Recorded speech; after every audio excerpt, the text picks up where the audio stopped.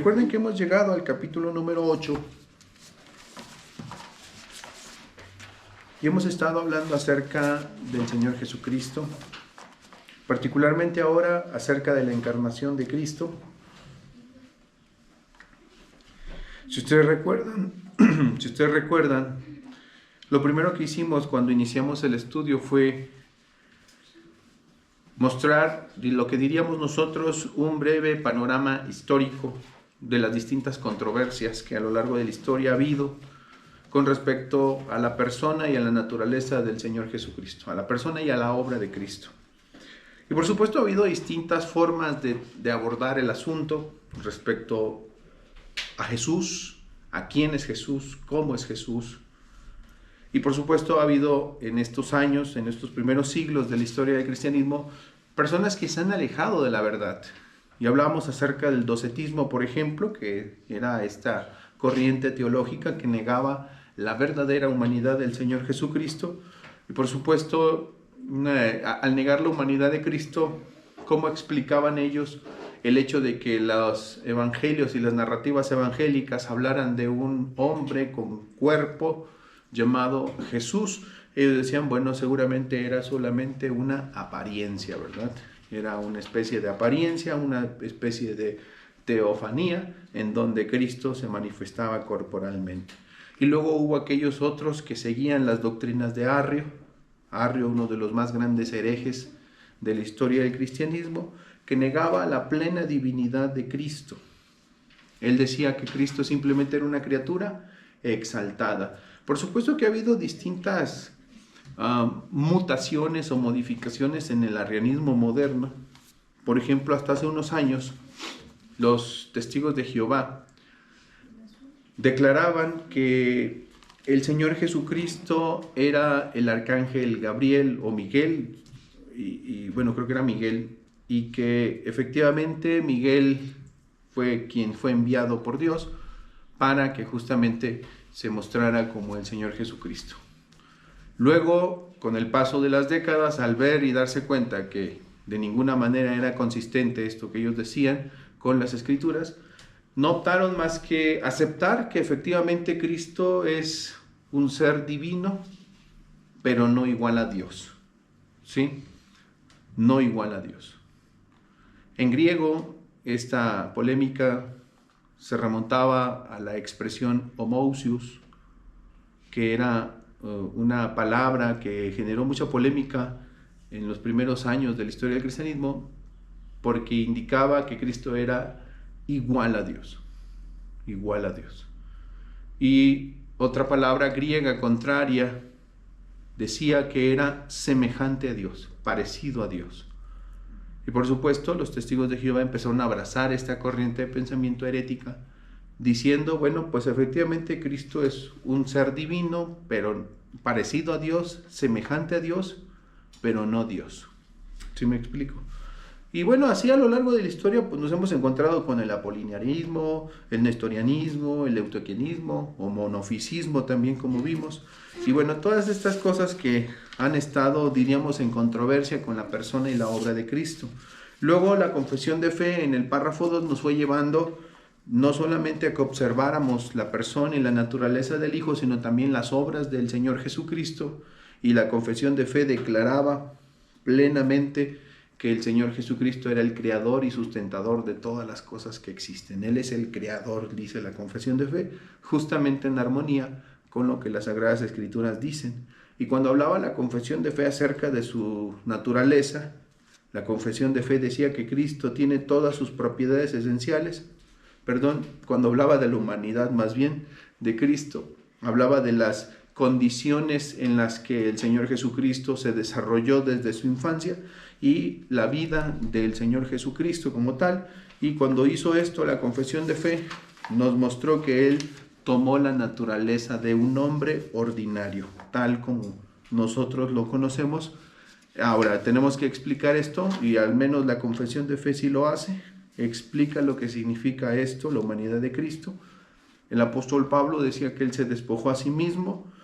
El apóstol Juan dice que el Verbo se hizo carne y habitó entre nosotros. el apóstol Pablo en la carta a los Hebreos 2:14 dice que se hizo semejante a sus hermanos, ¿verdad? No es que él dejó de ser Dios. El Hijo en su encarnación no dejó de ser Dios, sino que añadió a su naturaleza, a su persona, una naturaleza humana. Esto en teología le llamamos una unión hipostática, una naturaleza divina, una naturaleza humana en una sola persona. No fueron dos personas, sino una sola persona con dos naturalezas.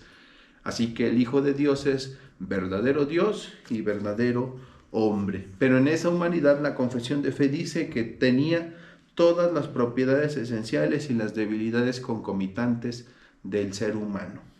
¿Qué significaban estas cosas? Aquí es donde ha habido muchas desviaciones. Muchas personas piensan que las mismas pasiones corruptas que ellos sienten, que los mismos pensamientos lascivos, los mismos pensamientos inmorales que hay en el corazón de ellos, estuvieron presentes en el corazón y en los deseos del Señor Jesucristo, y sin embargo esto no fue así. De ninguna manera el Señor Jesucristo sintió ninguna clase ni de deseo ni de pensamiento corrupto, ¿sí? Entonces, ¿a qué se refiere la escritura, o en este caso, cuando veíamos la confesión acerca de las propiedades esenciales y las debilidades concomitantes? Bueno, se refiere al hecho de que las limitaciones no pecaminosas que son propias del ser humano estuvieron presentes en el Señor Jesucristo. ¿Como cuáles? Como el hambre, como el cansancio, como la tristeza incluso, o el dolor, o el sufrimiento. O sea, la debilidad humana propia de nuestra naturaleza humana, y que no necesariamente es algo pecaminoso, estuvo presente en el Señor Jesucristo, estuvieron presentes en el Señor Jesucristo. Y eso nos queda claro cuando observamos al Señor Jesucristo teniendo hambre, durmiendo en una barca profundamente debido al hecho de que estaba muy cansado. ¿Recuerdan todas estas cosas que los evangelios nos narran? O teniendo sed, ¿sí? O llorando por Lázaro. Entonces, estas cuestiones, o estando muy triste hasta la muerte. Mi alma está muy triste hasta la muerte, le dijo el Señor Jesucristo a sus discípulos. Es decir, todas estas debilidades propias de la humanidad, que no necesariamente son pecaminosas, sí que estaban presentes en la humanidad del Señor Jesucristo. Pero no los deseos propios de la naturaleza corrupta que hay en el hombre, ¿sí? Cosas que, bueno, existen y que nosotros sentimos y que nosotros deseamos, porque nuestra condición corrupta pues genera esta clase de sentimientos y deseos. Esto no estaba en el Señor Jesucristo. Porque además, y eso es lo que hoy vamos a empezar a ver, además, la confesión de fe dice que todas las debilidades concomitantes propias del ser humano estaban presentes en Jesucristo, aunque sin pecado, termina diciéndonos. Entonces vamos a detenernos en esa parte de la confesión de fe y hablar hoy de la impecabilidad del Señor Jesucristo. Ayúdenos a avanzar, por favor, hijo, a las diapositivas hasta la impecabilidad del Señor Jesucristo, aunque sin pecado. Así dice la confesión de fe, aunque sin pecado. Vamos a ir a nuestras Biblias, por favor, a la carta a los Hebreos, capítulo número 7 y versículos 26.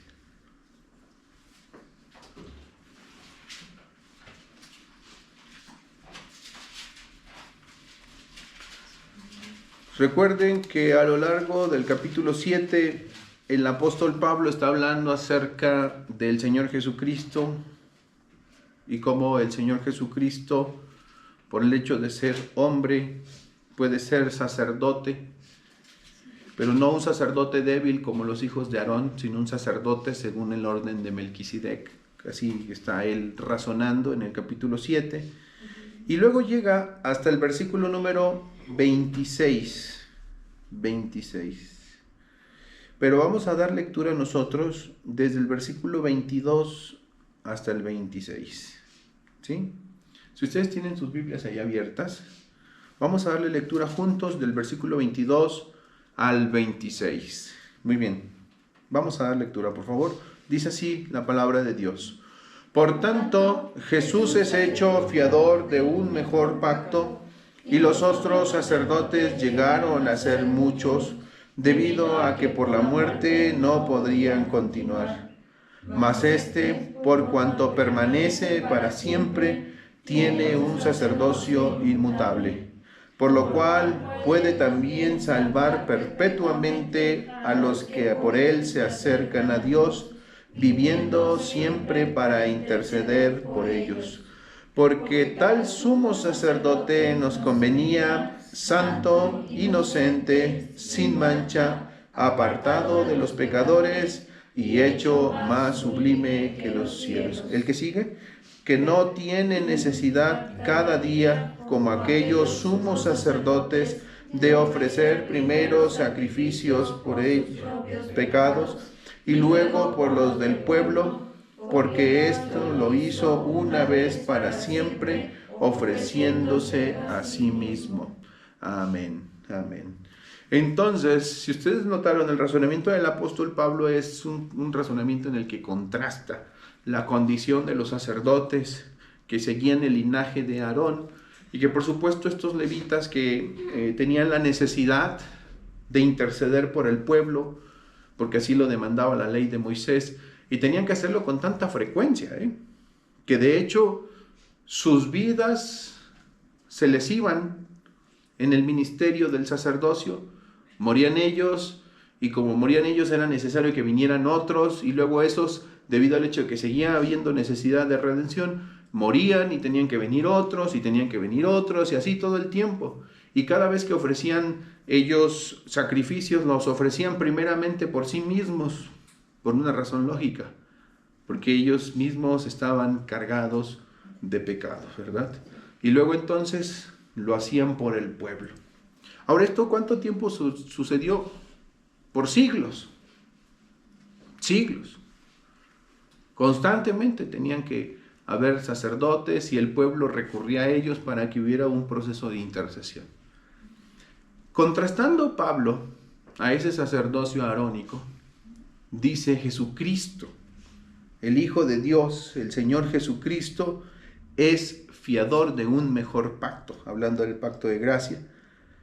Un mejor fiador porque Él permanece para siempre, dice el apóstol Pablo, porque Él puede salvar perpetuamente a los que por Él se acercan a Dios, viviendo siempre para interceder por ellos. O sea, Él está diciendo, estos morían una y otra vez, eran débiles, ellos fracasaban finalmente porque la muerte acababa con sus ministerios y su capacidad para interceder, pero este no.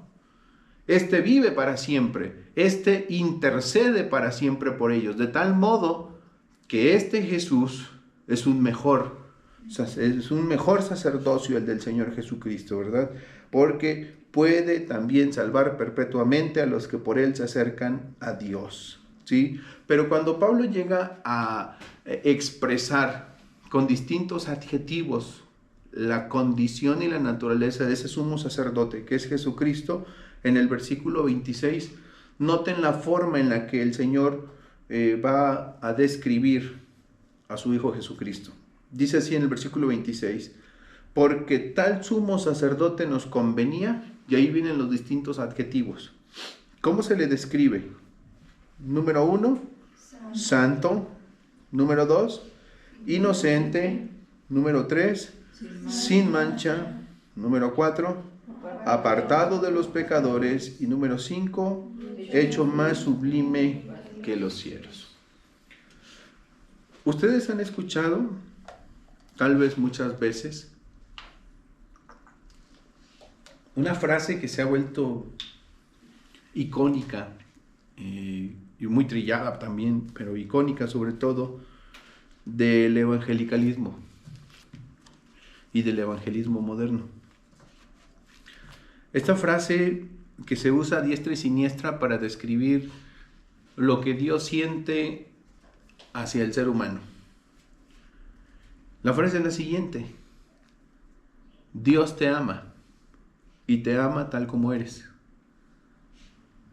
Muchas veces ha sido una frase, una cita predicada y enseñada en donde apelan al sentimentalismo, al romanticismo y hacen creerle a las personas que Dios los ama tal como son.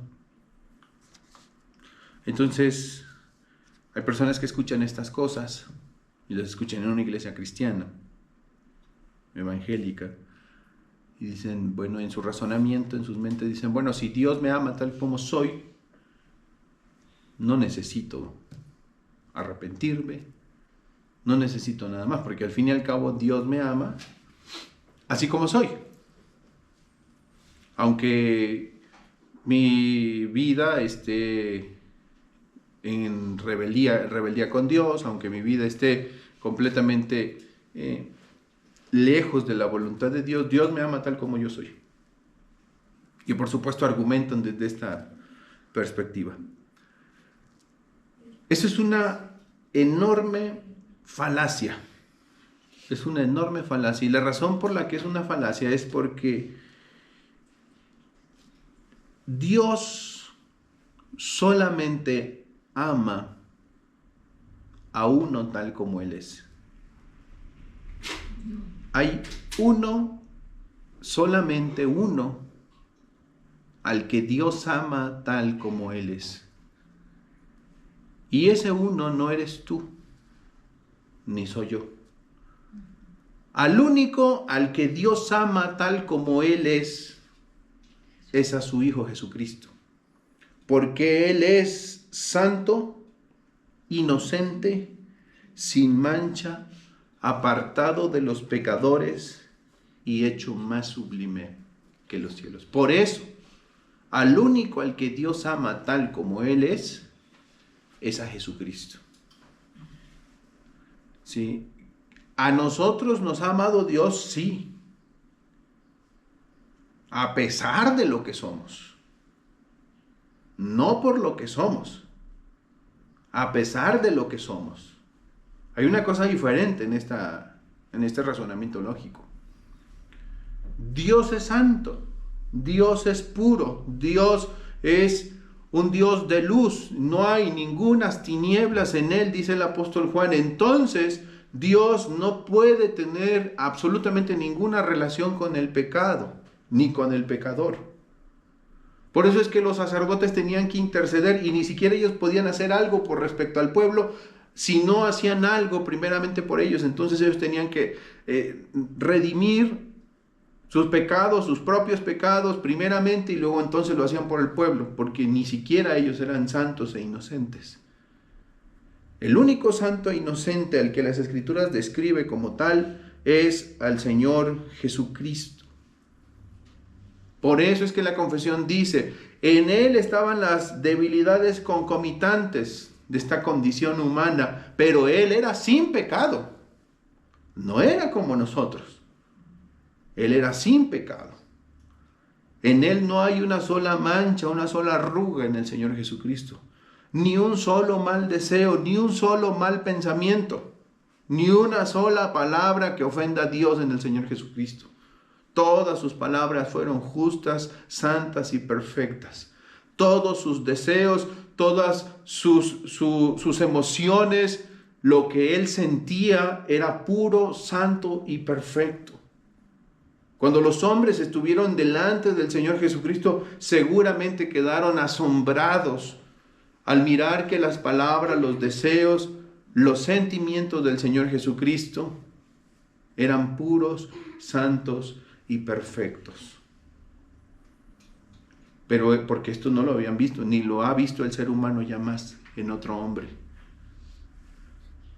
El único santo e inocente es Cristo Jesús, mis hermanos. Es nuestro Señor Jesucristo. Ahora, la Biblia así lo describe, así lo declara. La naturaleza humana del Señor Jesucristo en esa condición humana es descrita como santa, inocente, pura, apartada del pecado. Esa es la condición humana del Señor Jesucristo, completamente lejos de la concepción pecaminosa que hay en nosotros. Así que tengamos mucho cuidado cuando queremos a comparar a Jesús con nosotros o compararnos con Jesús. Es que Él me entiende porque Él debió haber sentido lo que yo sentía hacia aquella mujer que no es mi esposa. No. Es que Él me entiende seguramente porque Él debió haber sentido el mismo deseo lascivo que yo siento en mi corazón. No. Él no sintió nada de eso. Él era santo, inocente, apartado de los pecadores. Era el Señor Jesucristo. Entonces, la escritura, al menos la narrativa de los evangelios, así es, así describen a Jesús. Y lo describen desde la concepción. Fíjense, les voy a pedir que me acompañen a sus Biblias al Evangelio de Lucas, capítulo número 1, versículo 35. Lucas 1:35, y fíjense cómo las escrituras, al momento de hablar del Señor Jesucristo, Cristo es excepcional, sin duda alguna, tan distinto a cada uno de nosotros. Lucas capítulo 1, versículo 35, ahí en sus Biblias. Lucas 1:35. En esta narrativa se está anunciando el nacimiento del Señor Jesucristo. Y recuerden que es el ángel Gabriel el que ha sido enviado por el Señor a la ciudad de Galilea, a la ciudad Galilea llamada Nazaret, en donde justamente él va y explica que lo que vendría a suceder con el Señor Jesucristo es algo maravilloso, ¿sí? Él habla acerca o anuncia el nacimiento del Señor Jesucristo cuando le dice, ahí en versículo número 28, y entrando el ángel en donde ella estaba, dijo: salve, muy favorecida, el Señor es contigo, bendita tú entre las mujeres. Mas ella, cuando le vio, se turbó por sus palabras y pensaba qué salutación sería esta. Entonces el ángel le dijo: María, no temas, porque has hallado gracia delante de Dios. Y ahora concebirás en tu vientre y darás a luz un hijo y llamarás su nombre Jesús. Este será grande y será llamado Hijo del Altísimo. Y el Señor Dios le dará el trono de David su padre y reinará sobre la casa de Jacob para siempre, y su reino no tendrá fin. Entonces María dijo al ángel: ¿cómo será esto? Pues no conozco varón. Por supuesto, era muy lógica la pregunta de María, ¿verdad? ¿Cómo es que voy a quedar embarazada si no conozco varón? Respondiendo el ángel dijo, noten, esta es la parte importante a donde queremos llegar, de cómo desde la concepción el Señor Jesucristo es descrito en esta santidad e inocencia propia de su naturaleza humana. Dice el versículo 35, respondiendo el ángel le dijo: el Espíritu Santo vendrá sobre ti y el poder del Altísimo te cubrirá con su sombra. Por lo cual, también el santo ser que nacerá será llamado Hijo de Dios. El Espíritu Santo vendrá sobre ti y el poder del Altísimo te cubrirá con su sombra. En consecuencia de esta obra que el Espíritu de Dios tendría en María, en consecuencia, ese niño, ese ser que vendría al mundo, dice el ángel, será santo. El santo ser que nacerá será llamado Hijo de Dios. Entonces, cuando el ángel presenta el anunciamiento de la concepción que vendría a traer como consecuencia al Señor Jesucristo a este mundo, lo que hace el ángel es decirle a María también que dado lo que el Espíritu de Dios, la obra que el Espíritu de Dios haría en ella y que le llevaría a concebir por obra del Espíritu Santo al Señor Jesucristo, ese ser que nacería sería santo. Entonces, como pueden observar, desde ese momento Jesús es descrito de la misma manera en la que el apóstol Pablo lo describe en la carta a los Hebreos. Él fue santo, inocente, apartado del mal desde su concepción, hermanos. ¿Sí? Desde su concepción, ese ser que nacería sería santo. Por eso es que es llamado Hijo del Altísimo. No hay ninguna semejanza en ese sentido con ninguno de nosotros. Eso no se puede decir de nosotros de ninguna manera. Cuando David razonaba de sí mismo y de la manera en la que él fue concebido y vino a este mundo, David declaró y dijo: en pecado me concibió mi madre. David mismo fue honesto y declaró que efectivamente había pecado en su vida, había pecado en él, había pecado en su madre. Y luego la Escritura declaraba una y otra vez que el corazón del hombre es malo desde la niñez. Después de que Noé sale del arca, Dios promete nunca más raer al hombre de la faz de la tierra con agua, porque el hombre es malo desde su niñez, dice una versión antigua, desde su niñez. Es más, el salmista decía que los perversos se desviaron desde el vientre. O sea, la condición pecaminosa nos arrastra y nos ha arrastrado desde toda la vida, hermanos. Ahí está presente en nosotros. Siempre. Cuando el ser humano viene a este mundo, viene en una condición, bajo una naturaleza de pecado. Y su persona posee una naturaleza humana pecaminosa. Todos los seres humanos. Por eso es que todos, bajo esta condición de pecado, están en serios aprietos con Dios. Todos bajo esta condición de pecado necesitan la redención de Cristo. Necesitan ser redimidos por Cristo bajo esta condición. Y esta es una condición que afecta al hombre en términos universales. Y afecta a todo su ser, afecta su voluntad, sus deseos, su mente, su conciencia, su cuerpo, físicamente hablando, afecta a todas las áreas de su vida. Todo lo que corresponde a las distintas esferas de la vida humana han sido corrompidas por el pecado, y así está desde su concepción el ser humano.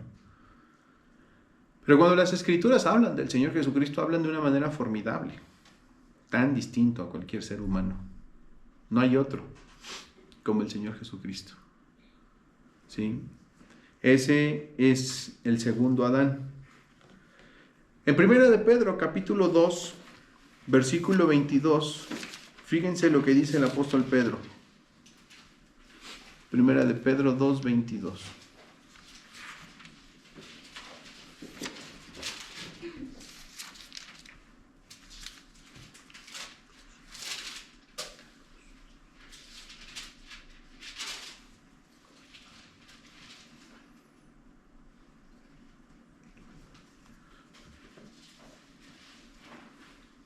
Primera de Pedro 2:22.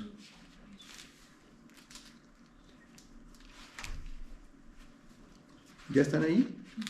Bueno, va.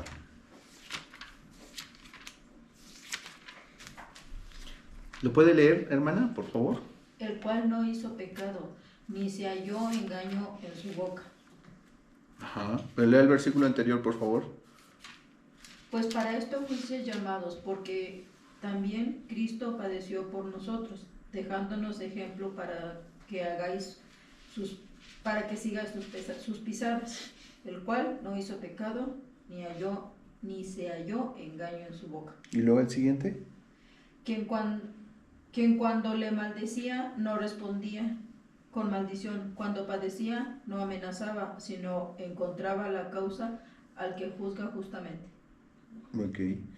Fíjense que cuando el apóstol Pedro habla del Señor Jesucristo, él dice: Cristo padeció por nosotros dejándonos ejemplo. Él está apelando el ejemplo de Cristo como un argumento para el hecho de que los creyentes también obren de la misma manera que obró el Señor Jesucristo, con la misma naturaleza perdonadora y amorosa del Señor Jesucristo, así también obren mirando el ejemplo de Cristo, de cómo Cristo padeció también por nosotros, dejándonos ejemplo para que sigáis sus pisadas, el cual, dice el apóstol Pedro, el cual no hizo pecado, ni se halló engaño en su boca.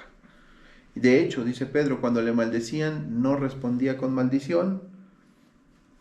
Cuando padecía, no amenazaba, sino encomendaba la causa al que juzga justamente, quien llevó él mismo nuestros pecados en su cuerpo sobre el madero, para que nosotros, estando muertos en los pecados, vivamos a la justicia, y por cuya herida fuisteis sanados. Entonces, Pedro dice que el Señor Jesucristo no cometió pecado, ni hubo engaño en su boca. Hay algo muy diferente cuando hablamos de Cristo, hermanos. Cuando las Escrituras hablan del Señor Jesucristo, no están, aunque hablan del Cristo en su estado de humanidad, no hablan de cualquier ser humano. No es cualquier ser humano el Señor Jesucristo. Hay un estado de impecabilidad en el Señor Jesucristo que lo distingue de nosotros abrumadoramente. Cristo, por eso es que es el Cordero sin mancha. Cristo Jesús es el único que puede ser llamado el Cordero sin mancha, porque Él es el sacrificio perfecto de nuestra redención. De hecho, en Primera de Pedro, capítulo 1, versículo 19, se nos dice: sino con la sangre preciosa de Cristo, como de un cordero sin mancha y sin contaminación. Ya bien, Pedro está diciendo que fuimos rescatados de la vana manera de vivir de nuestros padres, no con cosas corruptibles como oro o plata, sino con la sangre de Cristo, como un cordero sin mancha y contaminación. Por supuesto, el único cordero sin mancha, el único cordero perfecto, el único cordero que no tiene contaminación es Cristo.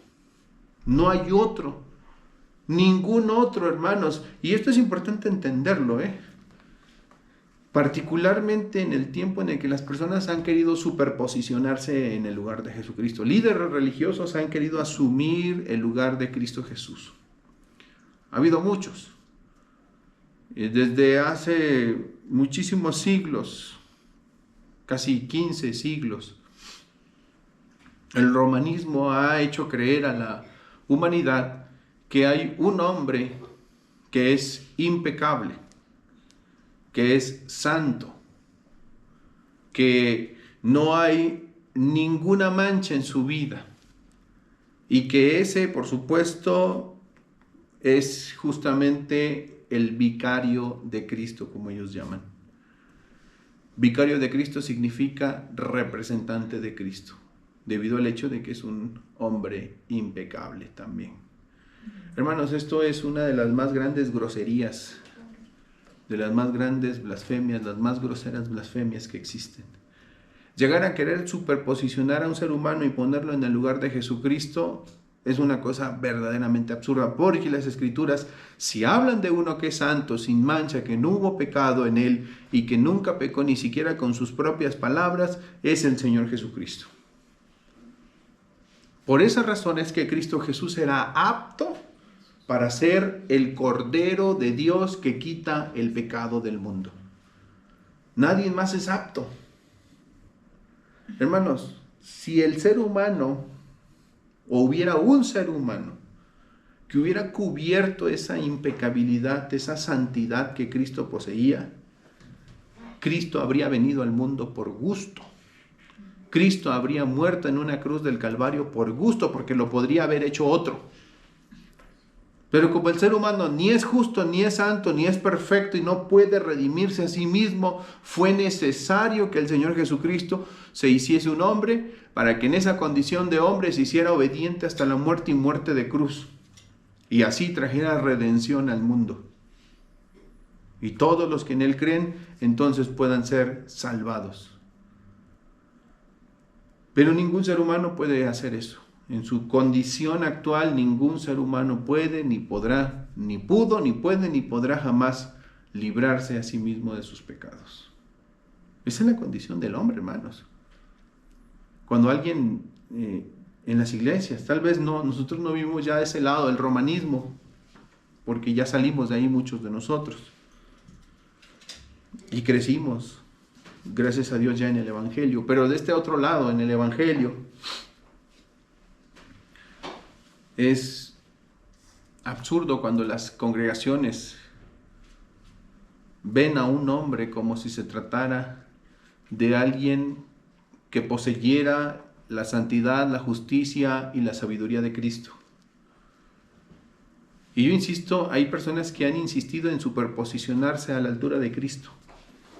Ha habido personas que han hecho eso. De hecho, el domingo, déjenme decirles esto, hermanos, este día del Señor y todos los domingos, en muchos lugares, es un culto a la personalidad. Hay muchos lugares en donde están haciendo culto a la personalidad. ¿Sí? Están alabando a un líder, a una persona. Están tomando las palabras de esa persona como infalibles, como incluso superiores a las palabras de Jesucristo. Y por supuesto, estas personas son personas atractivas en su habla, en su elocuencia, en la manera en la que apelan a los distintos deseos del ser humano, incluyendo la avaricia muchas veces. Pero son sumamente hábiles y son populares y son famosos. Y son personas que son atractivas en ese sentido. Y todo el mundo quiere ser como ellos. Pero en este día, en el día del Señor, donde Cristo debiera estar siendo alabado, hay un culto a la personalidad en muchos lugares. Y la gente le está rindiendo culto a esos hombres, a esas personas, a esos líderes. Líderes que han tomado el lugar de Cristo en la congregación. Y las gentes van a eso, a oír al líder, a alabar al líder, a darle adoración a ese líder por cómo habla, por cómo viste, por cómo enseña sus herejías muchas veces. Y la gente va y le aplaude, y esas personas se ufanan de los demás y se vuelven, lamentablemente, a veces monarcas de todos ellos. Ahora, hermanos, nosotros estamos observando que el Señor Jesucristo es excepcional. Y no hay nadie como Él. De allí que la palabra de Dios dice que Él no conoció pecado. En la segunda carta a los Corintios 5, versículo 21, Pablo dice: al que no conoció pecado, por nosotros lo hizo pecado, para que nosotros fuéramos hechos justicia de Dios en Él. Segunda de los Corintios 5, 21. Al que no conoció pecado, por nosotros lo hizo pecado, para que nosotros fuésemos hechos justicia de Dios en Él, en Cristo. Mis hermanos, si hay alguien digno de adoración, si hay alguien digno de alabanza, no eres tú, no soy yo. Si existe una persona digna, un ser humano digno de ser alabado, ese es el Hijo de Dios, el Señor Jesucristo. Si hay un hombre al que Dios ama con todo su corazón, es a Cristo, su Hijo. Tenemos que tener mucho cuidado de hacernos una idea equivocada de quiénes somos. A veces nos sentimos, como decía Calvino, cuando perdemos las proporciones de lo que somos, llegamos a sentirnos dioses. Mientras no estemos conscientes de nuestra condición caída, ¿qué somos? Somos dioses. Queremos alabanza, queremos gloria, queremos que la gente nos escuche y que al oírnos se sientan atraídos por nosotros, se sientan personas que pueden ser dignas de recibir la alabanza de las personas. Hermanos, eso es un culto a la persona que no debe de existir. Al menos no en una iglesia que se llame cristiana. ¿Sí? En una iglesia que se llama cristiana, solo hay lugar para uno, para el único digno de toda alabanza, gloria y honra. Y ese único que es digno de toda alabanza, gloria y honra, ni eres tú ni soy yo, ni ningún otro ser humano, sino solamente el Señor Jesucristo. Es el único del que se puede decir que Él es santo, inocente, apartado de pecadores. Es el único al que Dios verdaderamente ama por ser quien es. Es el único que fue apto para convertirse en el sacrificio expiatorio por nuestros pecados, hecho una vez y para siempre. Es el único que pudo entregar su vida y cargar nuestros pecados para poder proporcionarnos justicia a nosotros. De allí que ese estado de justificación en donde Dios ha puesto nuestros pecados en Cristo y la justicia de Cristo en nosotros, es lo que llamamos en teología una doble imputación. Si Cristo no hubiera sido justo y perfecto y santo, nosotros no podríamos ser justificados, hermanos. ¿Saben por qué la Biblia le llama santo a los creyentes? ¿Somos santos? ¿Sabían eso? Eso dice la Biblia. La Biblia dice que todos los creyentes son santos. Es más, la Biblia declara que todos los creyentes son justos. Pero no se alcen el cuello. Porque somos santos y justos no por una clase de justicia y santidad propia, como si se tratara de algo nuestro. No, tenemos que tener mucho cuidado, porque no se trata de nuestra justicia y nuestra santidad. Si la Biblia declara que somos santos y justos, no es por una clase de justicia propia. La razón por la cual Dios puede declararnos santos y justos, buenos días, hermano, es por el hecho de que Dios ha puesto la justicia y la santidad de Cristo en nosotros.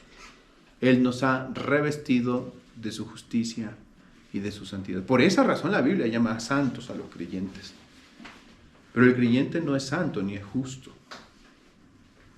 Ninguna de las obras del creyente son santas, injustas y justas en sí mismas. No hay forma, no hay manera de que nuestras obras y nuestras acciones y nuestros deseos puedan ser llamados santos y justos. No existe manera. La única razón por la cual Dios puede declarar que somos santos y justos es porque Él ha imputado la justicia y la santidad de Jesucristo a cada uno de los que por la fe han venido a Cristo Jesús. Aquellos que han sido llamados eficazmente por el Espíritu y han llegado a Cristo Jesús, solamente a ellos Dios les ha imputado de la justicia perfecta y de la santidad perfecta de su Hijo a cada uno de ellos. De allí que la Biblia puede llamarnos santos y justos, por causa de ese que fue justo y santo, de ese que, como Pablo llamó, fue santo, fue inocente, fue apartado de los pecadores. Él es el único impecable, hermanos, ningún otro. Así que mucho cuidado cuando intentemos nosotros pensar que podemos darnos culto a nosotros mismos o a alguien más. Hay que tener cuidado, hermanos, porque, insisto, qué bonito es cuando la gente nos elogia, ¿verdad? ¿A poco no nos sentimos así hasta atractivos en lo que nos elogian? Nos sentimos superiores tal vez. Y a mucha gente le encanta eso. Y la religión, por supuesto, que se ha vuelto un instrumento para darle culto a muchísimas cosas. Darle culto a las obras, darle culto a las personas, a la personalidad de alguien. Pero hermanos, si nosotros estamos aquí reunidos no es para darle culto a nadie. La razón por la que estamos aquí reunidos es solamente, y si le vamos a dar culto a alguien, es solamente a Jesucristo.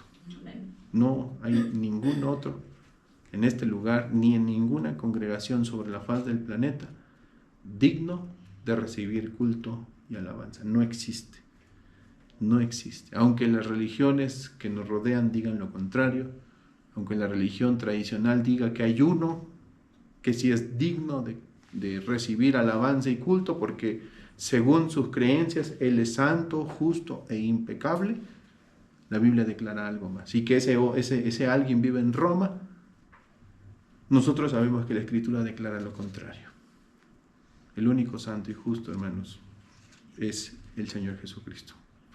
Como el ángel le dijo a María, el ser que nacerá será santo, y por eso será llamado Hijo del Altísimo. ¿Sí? Así que bueno, con esto estamos terminando lo que la confesión de fe nos dice acerca de la encarnación del Señor Jesucristo. Y bueno, vamos a orar para terminar. No sé si hubo dudas, preguntas sobre el tema de la encarnación del Señor Jesucristo. Hermana, ¿alguna pregunta, alguna duda? ¿Algún comentario? ¿No? No. Ah, bueno. Hermana, duda, comentario, pregunta. ¿Algún comentario? Camila, acerca del Señor Jesucristo. Entonces, ¿es como yo?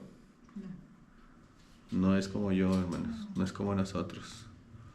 Aunque fue un hombre, aunque tomó la naturaleza humana y se hizo verdadero hombre, pero no es un hombre común y corriente. No es como nosotros, ni sus deseos, ni sus palabras, ni sus sentimientos estaban ofuscados por el mal. Él no sentía eso que tú sientes, no sentía este deseo que a veces hay en nuestro corazón cargado de inmundicia, de malos deseos, de corrupción, que nos lleva muchas veces a desear mal o a desear cosas que sabemos que van en contra de la voluntad de Dios. A veces llegamos a creer que Jesús sintió lo que yo siento. Él no sintió esas cosas. Él no fue probado en esas cosas porque Él no tenía esa condición corrupta propia de la naturaleza caída del ser humano. Él fue tentado en esas debilidades concomitantes de la naturaleza humana. ¿En qué momento se apareció Satanás para tentarle en el desierto? El evangelista dice, cuando tuvo hambre, en una condición de debilidad humana, cuando hubo una debilidad no pecaminosa en él, como el hambre. Pero su tentación no fue como la tuya, que tú tal vez puedes ser tentado a tomar algo que no es tuyo, o a desear la mujer de tu prójimo, o al varón de la persona que está a tu alrededor. No, él no sintió esas cosas. ¿Sí? No hubo esos deseos y esos sentimientos en el Señor Jesucristo, porque Él era santo y, dice la Escritura, inocente y apartado de los pecadores. ¿Sí? Entonces, por eso es que Él es el Cordero que puede ser nuestro sacrificio perfecto, por esa razón, por su santidad.